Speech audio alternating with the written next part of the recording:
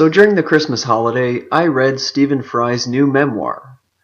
If anybody's curious, it's about his early career, but only loosely because he spends the book going off on various tangents that are all equally interesting and fun to read for any Stephen Fry fans out there.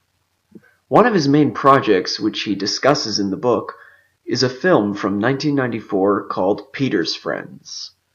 This is a film I've known about for years, and reading about the production made me reminisce on my own appreciation for the movie.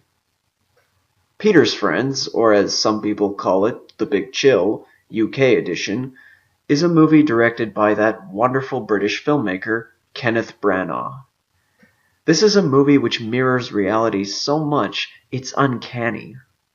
Peter's Friends is a movie about old friends reuniting for a weekend, and the cast is made up of old college friends and associates who have known each other for years. Famous British actors such as Branagh himself, and Stephen Fry, of course. There's also Hugh, Laurie, Emma Thompson, Imelda Staunton, Alphonsia, Emmanuel, and Tony Slattery. Most people will probably know about the several times that Stephen, Tony, Emma, and Hugh have worked together in their careers, and there's also the fact that Kenneth Branagh was married to Emma Thompson at the time of this film, and the film also stars Emma's mother, Phyllida. We also have American comedian Rita Rudner in the film, and coincidentally, she is also the film's screenwriter. But anyway, to the film itself. 6 college friends go their separate ways after a disastrous final musical performance together. 10 years go by, and when he inherits his father's vast country house, Peter decides to bring everyone back together for a New Year's Eve celebration. 2 of the group, Roger and Mary, are a couple with a toddler. Sarah is having yet another affair, this time with a man named Brian. Andrew went to the States years ago and is now married a TV star named Carol. And Maggie is an eccentric spinster who has a crazy idea on how to find love at long last. All 6 of the group unite, bringing along Brian and Carol for the ride. Peter's longtime housekeeper, Vera, is still there, as is her now grown-up son. The friends spend time together, and it isn't too long before their eccentricities come roaring into the picture. There's issues like Andrew's marriage to Carol falling apart, or Brian's fateful decision concerning his own affair with Sarah. But the saddest of all, Mary's high-strung concerns regarding the well-being of her child.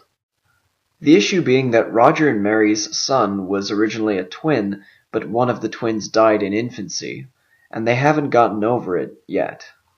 But in the meantime, comedy and drama blend seamlessly through most of the story. Not just thanks to the writing, but also the unbelievably talented people in the film. While I do think Brian's character is probably the poorest written of the group, I wouldn't say that there's a bad performance or a bad character. It's a very self-contained character study which reveals so much about the people involved in such natural ways. We also see some incredibly long takes as per Kenneth Branagh's style, and the fact that he pulls them off at all is credit to his talent. For example, the entire 4-minute prologue of this film is done in one solid take. When you find out what exactly happens in the prologue, this statement will mean a whole lot more. Peter's Friends is filled with individual scenes that I just can't get enough of, but the best one by far is the ultimate confrontation between Roger and Mary concerning the death of their child and the fate of their own marriage. It's hands down one of the most heart-wrenching arguments that I have ever seen in a film, and it's hands down Hugh Laurie and Imelda Staunton's career highlight performances, in my opinion. As I said, there's a lot of tense moments in the film, but also a lot of naturally funny moments which feel like a real reunion between human beings, not just cheap gimmicks or stereotypes. Even though it was only his 3rd directed film, I would say this is one of the very best films that Kenneth Branagh has ever done. Or hell, you could say that about anyone in the cast. Stephen Fry, Emma Thompson, Hugh Laurie, Alphonsia, Emmanuel, the whole lot of them. It's a true gem of the British film industry.